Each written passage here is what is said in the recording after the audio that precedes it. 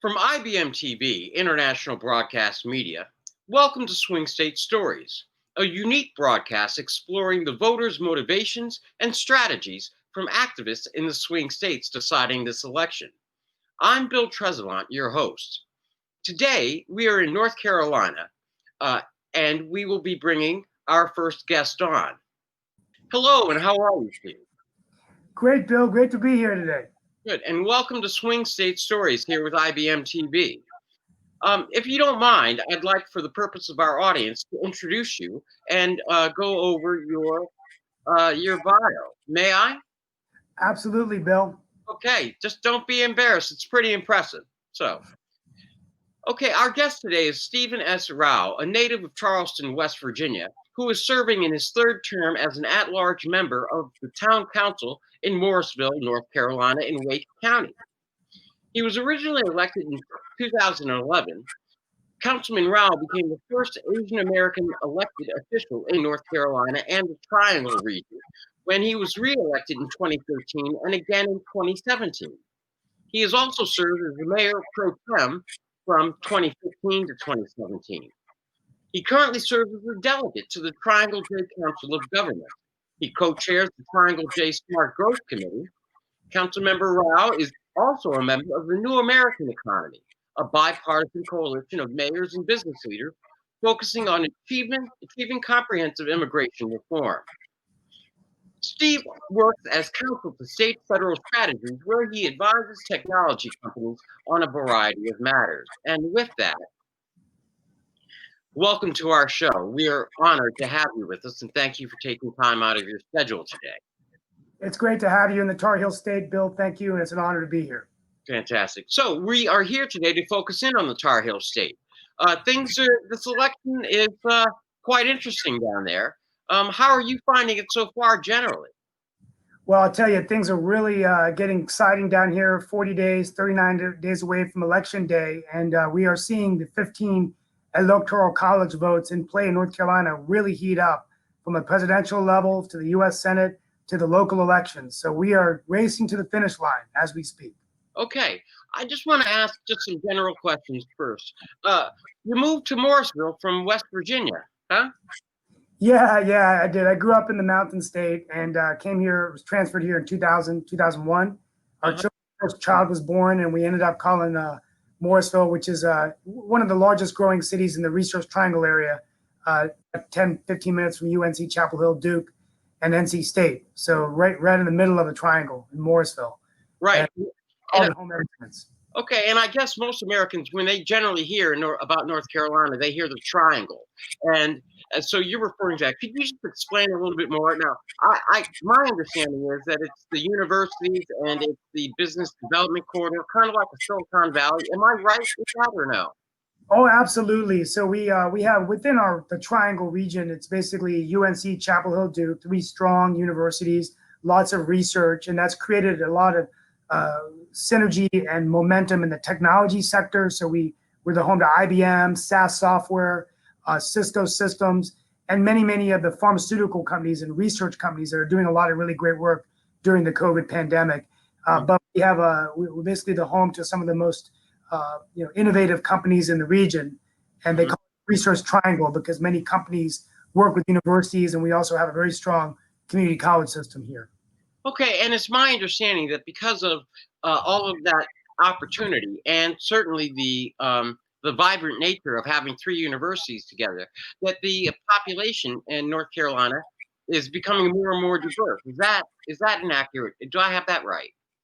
Yes, absolutely. We have about, in North Carolina, 22% of our electorate is Black, African-American. We have where we live in Wake County, we have a tremendous increase in Asian American population. 40% of our town of Morrisville is actually Indian American from India, like my parents. And over 100,000 in the county, probably about 300,000 in the state. So that's significantly grown. And in North Carolina, there are 800,000 immigrants in North Carolina from other countries that have come to call North Carolina home.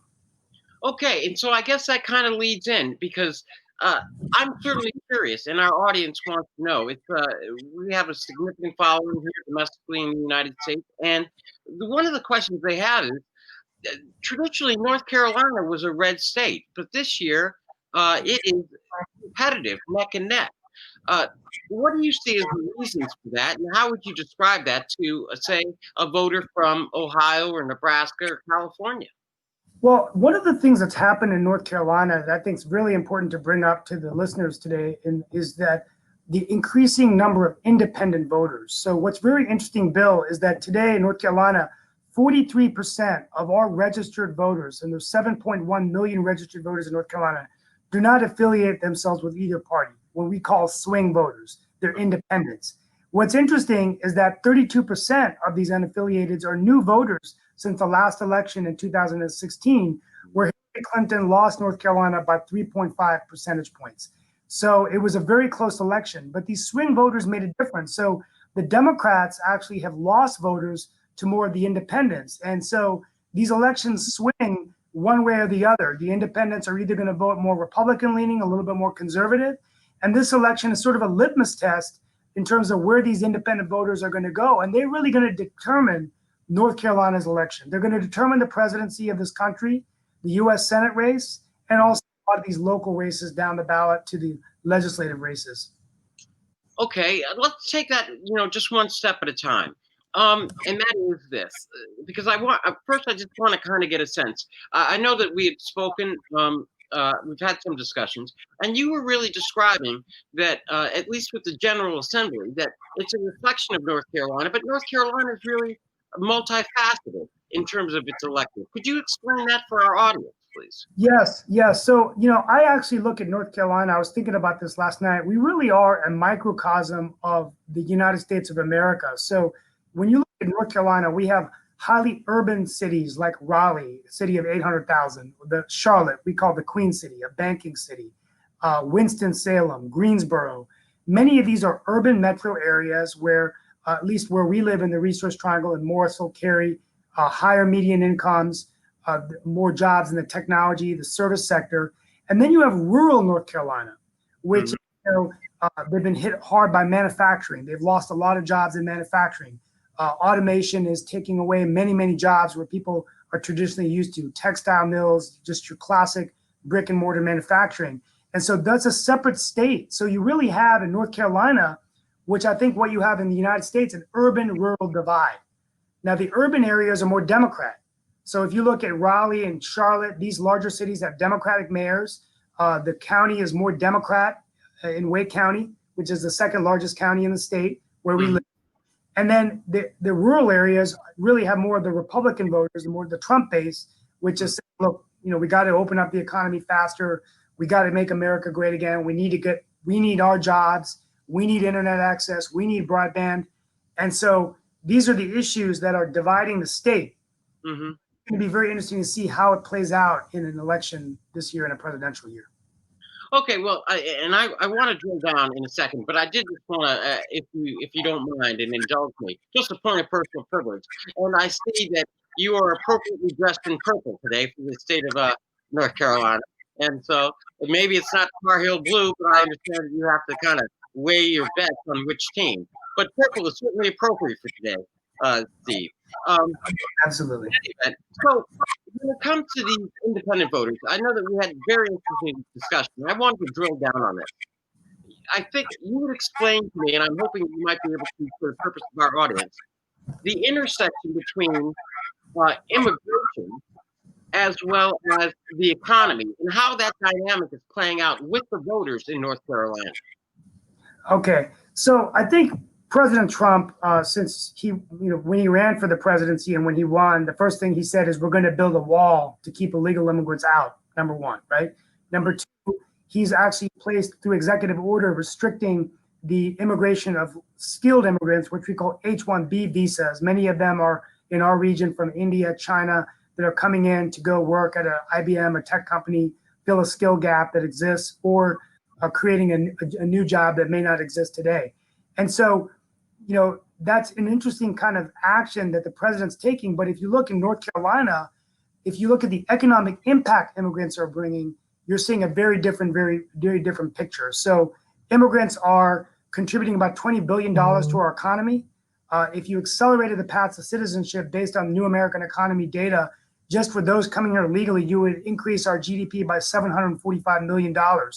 And even the dreamers, Bill, who come here from other countries, the children of those that came here illegally, in North Carolina, we have 35,000 and they're producing about $500 million. So a disconnect with what's, now what the president's saying and Senator Cotton and other Republicans, his allies are saying, like, look, we're losing American jobs and we to keep immigrants out to save American jobs. But the data and economic figures that we show that that's just simply not the case, not in North Carolina. So that's sort of the debate that's going on right now. Okay, and so that's a major driver, you believe, of how the independents are thinking in North Carolina right now. Am I correct in that understanding? I think it could be a major driver, in terms of we are in a pandemic. We're looking at millions and millions of Americans are out of work. I had 2 weeks ago, John Chambers, the former CEO of Cisco, speak at a summit that I hosted. He's also from West Virginia. And we're looking at another year and a half of down growth in this economy. So there are many people that are unemployed. Just at the peak of the pandemic, you had about 750,000 unemployment claims in 1 week, which has really not happened in North Carolina in the history of the state. And that's down now, but still you have many, many people out of work, businesses boarding up, people closing. And so there is a base out there in North Carolina that's saying, maybe the president's right.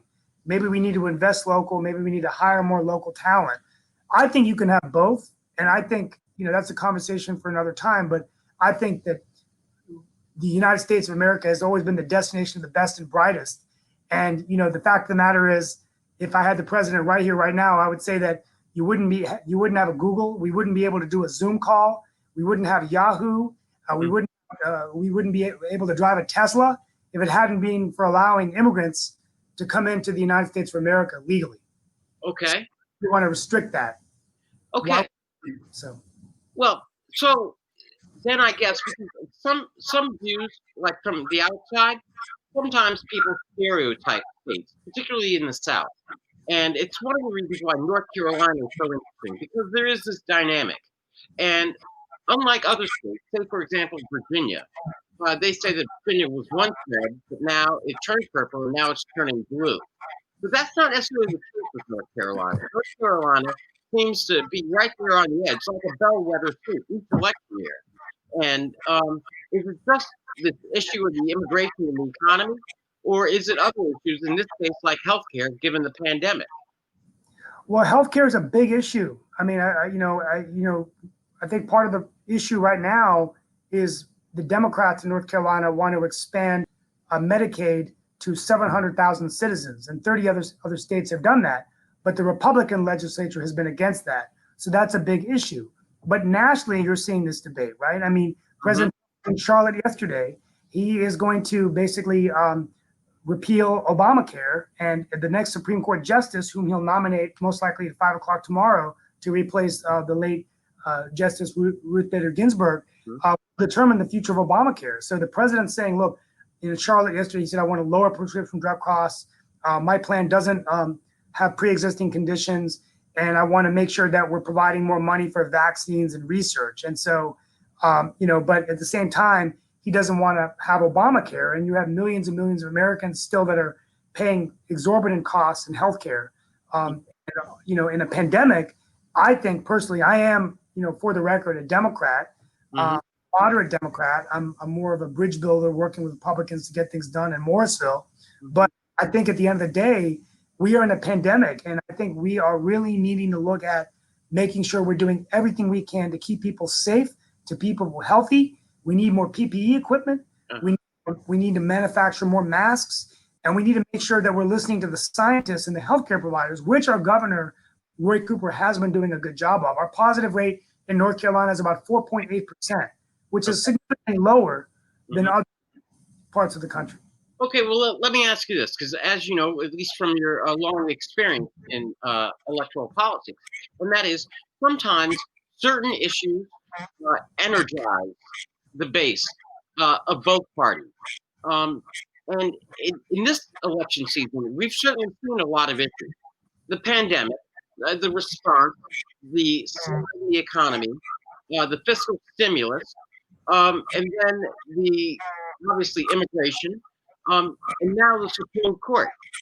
Do you see any one of those as being more important in terms of energizing either the base, either on the Republican side or the Democratic side, or even more importantly, because if I hear you correctly, you're indicating that the independents are really going to control the outcome in North Carolina.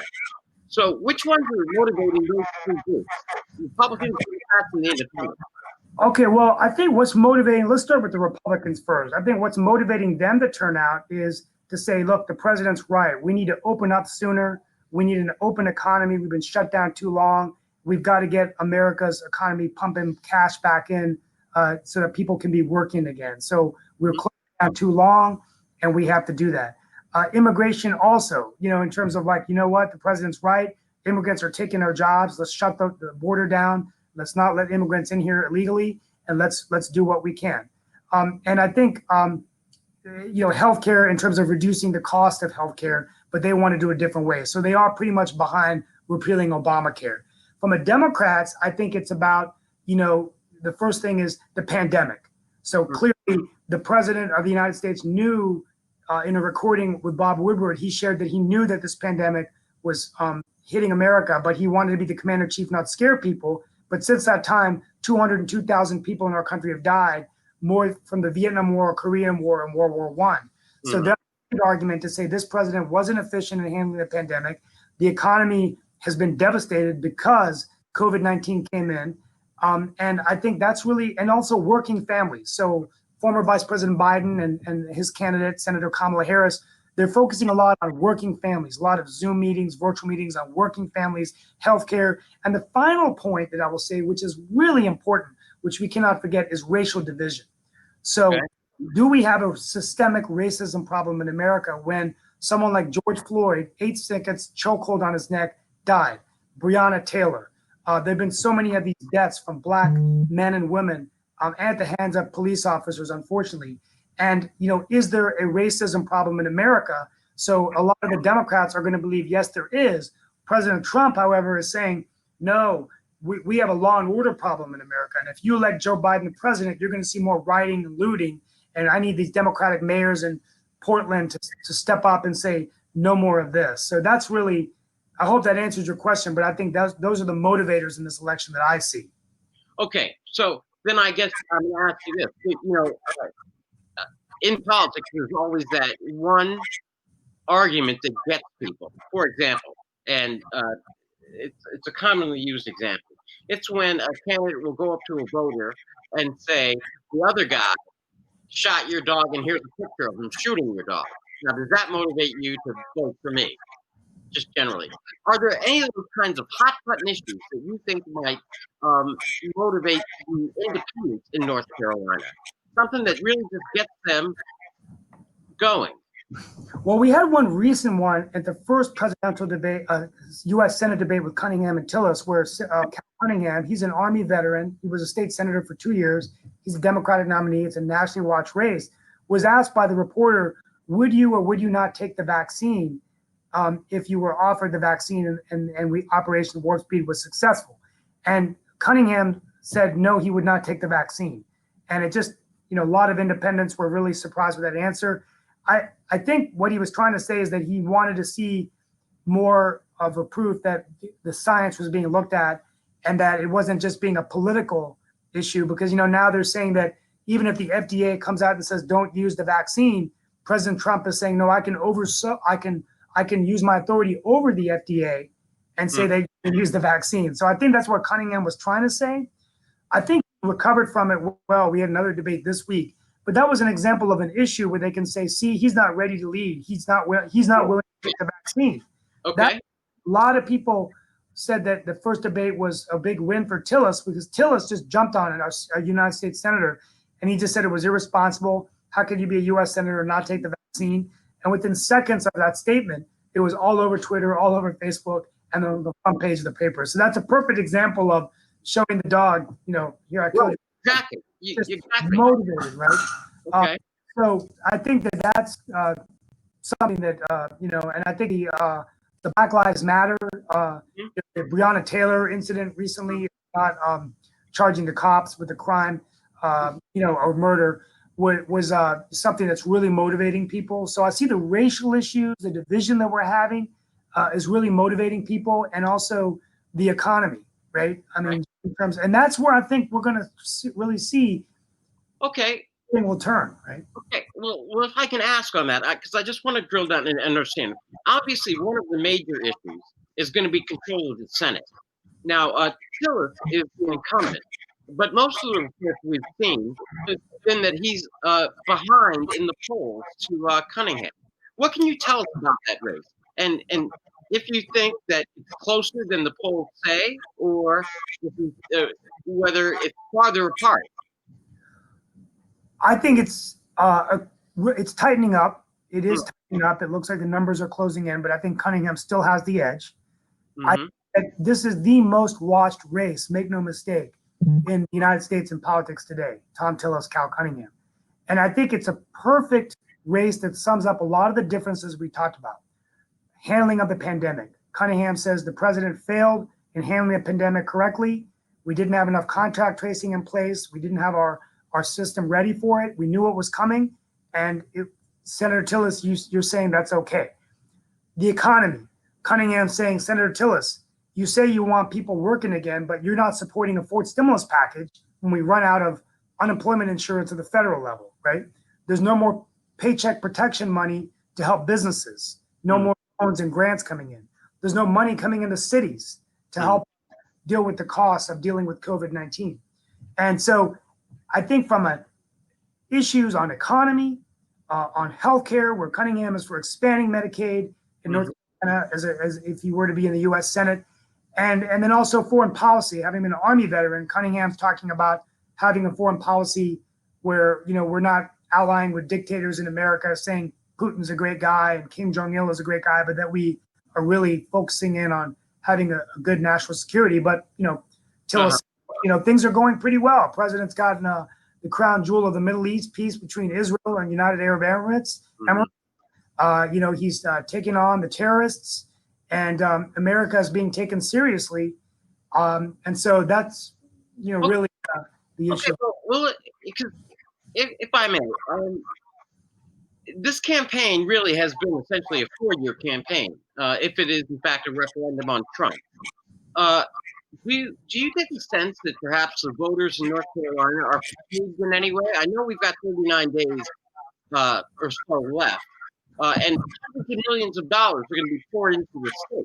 Are your neighbors and friends just fatigued so far, or no?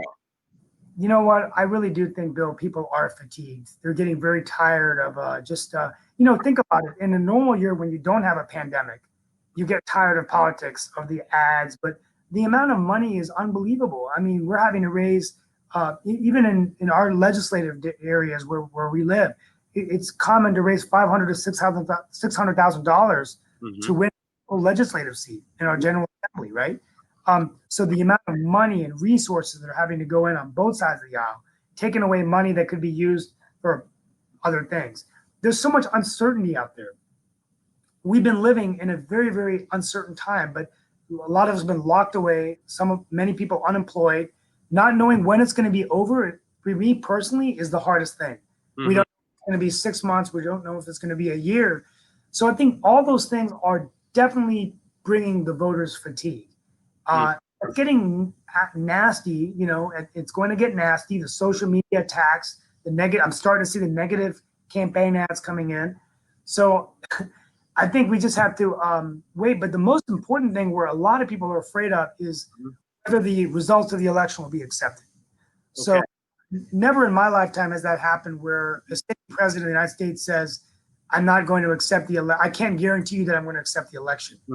So, I've heard Fareed Zakaria say that, what could happen is that absentee ballots come in late, president takes an early lead on election night, or people are voting in person, then absentee ballots, and then maybe certain numbers didn't get in on time. What's going to happen? So this thing's probably headed to the Supreme Court, most likely. That's what they're saying.